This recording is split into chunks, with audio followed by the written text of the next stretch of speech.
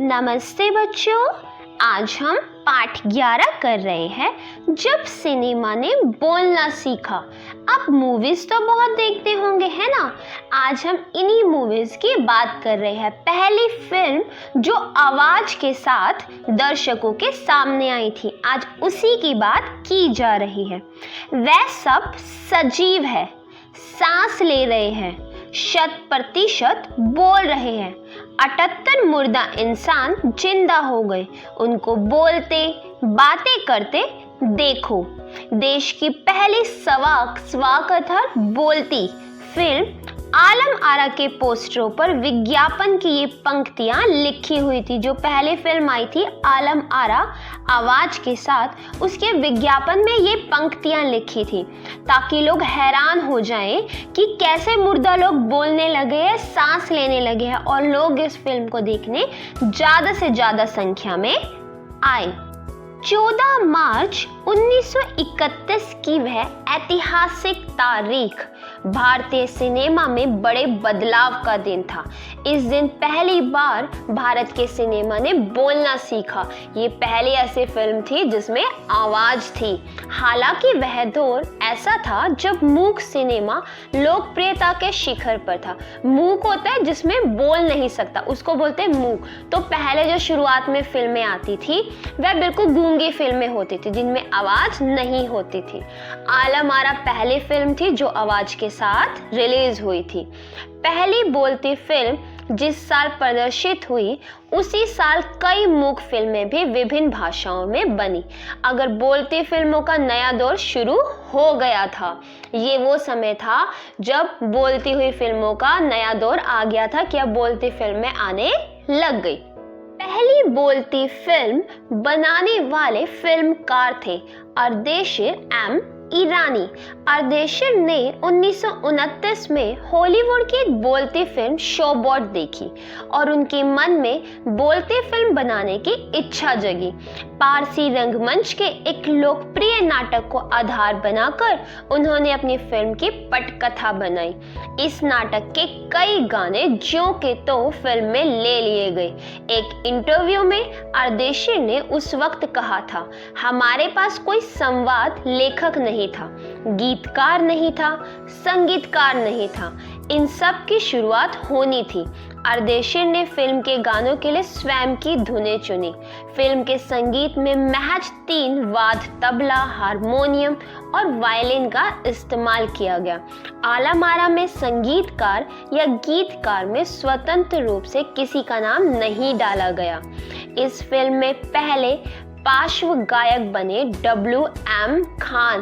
पहला गाना था दे दे खुदा के नाम पर प्यारे, अगर देने की ताकत है। तो बच्चा, ये फिल्म आपके लिए बहुत इम्पोर्टेंट है। इस फिल्म के बारे में जानना आपके आगे तक के लिए अच्छा है, क्योंकि ये पहली फिल्म थी और आगे जब आप बड़े होगे तो जितने भी कंपटीशन एग्जाम आते हैं उनमें इसके बारे में पूछा जाता है। आलम आरा का संगीत उस समय डिस्क फॉर्म में रिकॉर्ड नहीं किया जा सका। फिल्म की शूटिंग शुरू हुई तो साउंड के कारण ही इसकी शूटिंग रात में करनी पड़ती थी। अब आवाज के कारण इसकी जो शूटिंग होती थी वो रात को होती थी।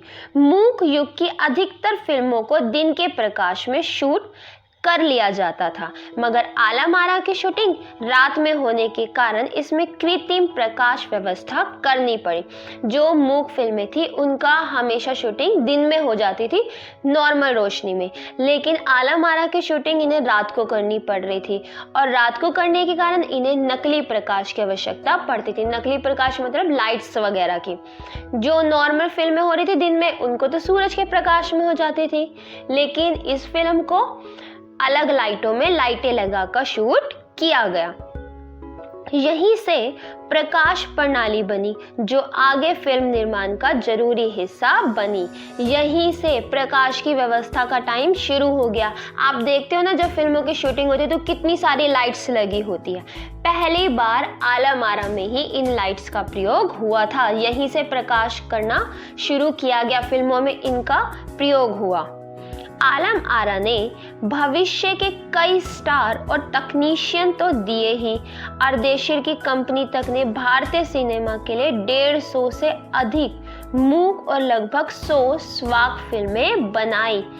आलम आरा थी, इसने भविष्य को नए स्टार्स दिए थे, तकनीशियन दी थी। इसके अलावा जो अर्देशीर थे उन्होंने 150 तो मूक अर्थात गूंगी फिल्में बनाई और 100 बोलने वाली फिल्में भी बनाई। Alam Ara film Arabian nights जैसी फैंटेसी थी। फिल्म में हिंदी, उर्दू और के मेलवाती हिंदुस्तानी भाषा को लोकप्रिय बनाया। इसमें गीत, संगीत और नृत्य के अनोखे संयोजन थे। इसमें गीत संगीत सबका प्रयोग किया। फिल्म में हिंदी, उर्दू के मेलवाती हिंदुस्तानी भाषा का प्रयोग किया गया था।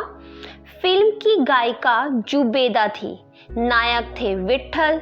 वह उस दौर के सर्वाधिक पारिश्रमिक पाने वाले स्टार थे। सबसे ज्यादा वेतन पाने वाले ये स्टार थे उस समय के। कौन कौन था?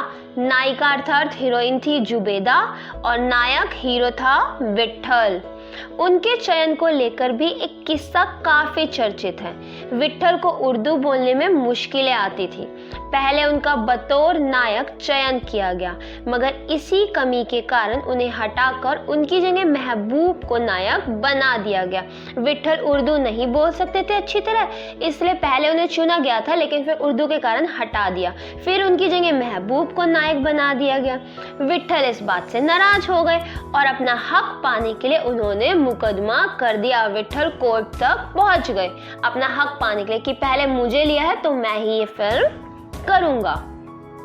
उस दौर में उनका मुकदमा मोहम्मद अली जिन्ना ने लड़ा, जो तब के मशहूर वकील हुआ करते थे। उस समय उनका मुकदमा लड़ा था मोहम्मद अली जिन्ना ने।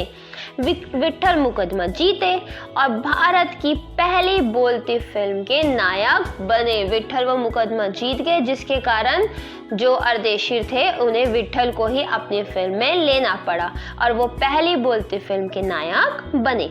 उनकी कामयाबी आगे भी जारी रही। मराठी और हिंदी फिल्मों में वह लंबे समय तक नायक और स्टंटमैन के रूप में सक्रिय रहे। वह लंबे समय तक मराठी और हिंदी फिल्मों में काम करते रहे और एक स्टंटमैन के रूप में और नायक के रूप में सक्रिय रहे। इसके अलावा आलम आरा में सोहराब मोदी, पृथ्वीराज कपूर, याकूब और जगदीश सेठी जैसे अभिनेता भी मौजूद रहे। आगे चलकर जो फिल्मोद्योग के प्रमुख बने, ये फिल्मोद्योग के प्रमुख स्तंभ बने, महत्वपूर्ण नायक बने। यह फिल्म 14 मार्च 1931 को मुंबई के मैजेस्टिक सिनेमा में प्रदर्शित हुई। पहली बार यह फिल्म 14 मार्च 1931 को मैजेस्टिक सिनेमा में प्रदर्शित हुई।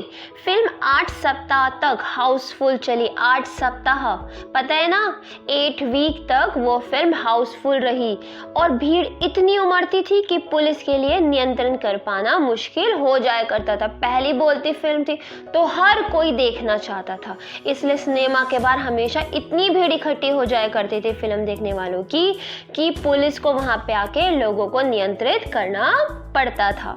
समीक्षकों ने इसे भड़कीली फैंटेसी फिल्म करार दिया था, मगर दर्शकों के लिए यह फिल्म एक अनोखा अनुभव थी।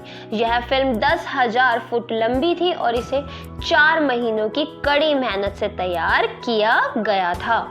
सवाक फिल्मों के लिए पौराणिक कथाओं, पारसी रंगमंच के नाटकों, अरबी प्रेम कथाओं को विषय के रूप में चुना गया। इनके अलावा कई सामाजिक विषयों वाली फिल्में भी बनी। ऐसी ही एक फिल्म थी खुदा की शान। इसमें किरदार महात्मा गांधी जैसा था। इसके कारण सवाक अर्थात बोलती फिल्मों को ब्रिटिश प्रशासकों की तीखी नजर का सामना करना पड़ा।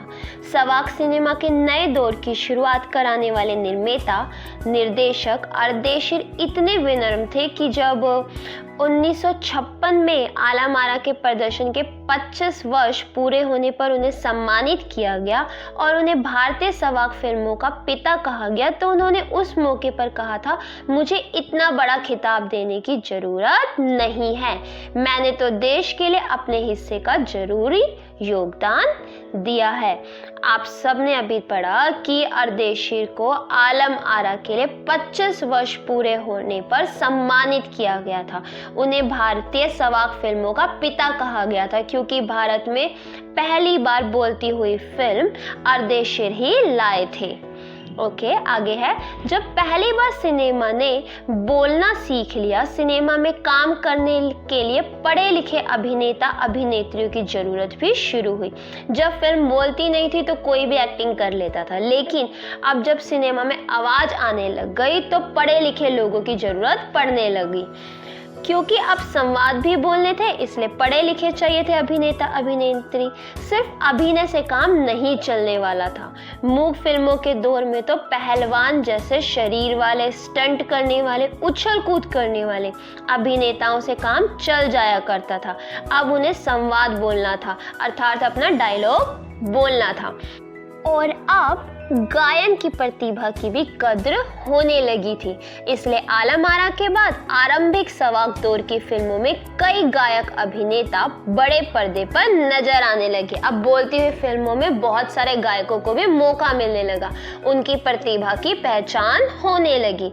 हिंदी उर्दू भाषाओं का महत्व बढ़ा। सिनेमा में देह और तकनीक की भाषा की जगह जन प्रचलित बोलचाल की भाषाओं का दाखिला हुआ। पहले सिर्फ शरीर देखा जाता था कि आप कितना कर सकते हो, कैसे हो, दिखते कैसे हो, इन चीजों पे ध्यान दिया जाता था, लेकिन अब भाषा को भी महत्व दिया जाने लगा, और वो भी जन प्रचलित, जो वहाँ की मेन भाषा थी, बोली जाती थी, उस भाषा का प्रयोग होने लगा। सिनेमा ज्यादा देसी हुआ। एक तरह की नई आजादी थी जिसमें आगे चलकर हमारे दैनिक और सार्वजनिक जीवन का प्रतिबिंब फिल्मों में बेहतर होकर उभरने लगा। अभिनेताओं अभिनेत्रियों की लोकप्रियता का असर उस दौर के दर्शकों पर भी खूब पड़ रहा था। माधुरी नाम की फिल्म में नायिका सुलोचना की हेयर स्टाइल उस दौर में औरतों में लोकप्रिय थी। औरतें अपनी केश सज्जा उसी तरह कर रही थी। अर्देशीर ईरानी की फिल्मों में भारतीय के अलावा ईरानी कलाकारों ने भी अभिनय किया था। स्वयं आलम आरा भारत के अलावा श्रीलंका, बर्मा और पश्चिम एशिया में पसंद की गई। भारतीय सिनेमा के जनक फाल्के को स्वाक सिनेमा के जनक अर्देशीर ईरानी की उपलब्धियों को अपनाना ही था, क्योंकि वहां से सिनेमा का एक नया युग शुरू हो गया था। अंत में यही बताया गया कि भारतीय सिनेमा के जो जनक थे फाल्के, जो पहली बार फिल्मों को लाए थे, उनको बोलती हुई फिल्मों को अपनाना ही था ताकि एक नया युग आ सके। तो बच्चा, इस पार्ट में आपने जाना कि हमारी पहली बोलती फिल्म कौन सी थी और किस प्रकार वह हमारे भारत में रिलीज हुई, कैसे बनी और कैसे वो इतनी प्रचलित हुई कि जब वो हॉल पे लगी थी तो वहाँ इतनी ज़्यादा भीड़ इकट्ठी हो जाती थी कि उन्हें कंट्रोल करने के लिए पुलिस को बुलाना पड़ता था। तो उम्मीद है आपको ये पार्ट समझ आ गया होगा। कोई भी डाउट हो आप कमेंट बॉक्स में पूछ सकते हैं। अगर वीडियो पसंद आई हो लाइक करना और चैनल को सब्सक्राइब करना मत भूलना। धन्यवाद।